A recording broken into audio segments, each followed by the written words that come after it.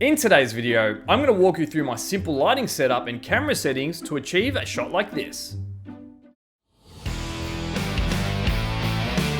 What is up guys, welcome back to the Raw Factory. My name is Jacob and the goal of this channel is to help you become a better food and product photographer. Now let's take a look at what it takes to take a shot like this. To light up this scene, I'm using my Godox AD600 Pro strobe. However, you don't need to use a strobe, you can use a speedlight if you have one too.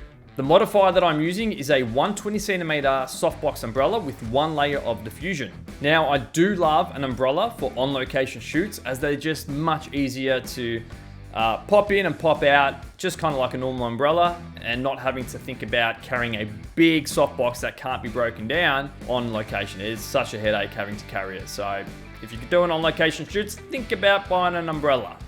Now, notice the distance of the light compared to the scene.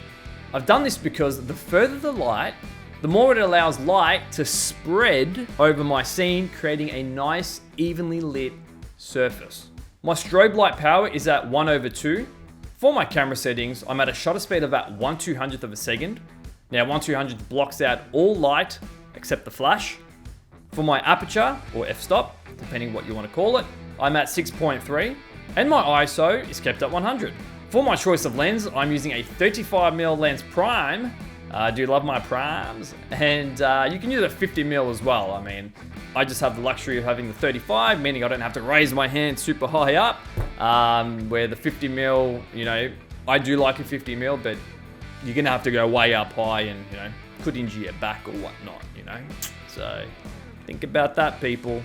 So now that I've covered all of that, it is time to take a shot. Now, I'm not suggesting to stand up on a stool or a chair because that is super dangerous. Don't do that. However, that is what I've done.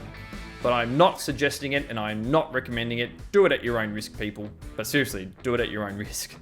And here is the shot. Not bad, right? Now, obviously, because the light is further away, you're gonna get those longer shadows, but look at the overall spread of the backdrop. Everything is well lit.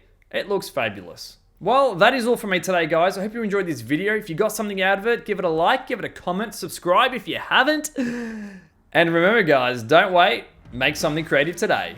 Catches.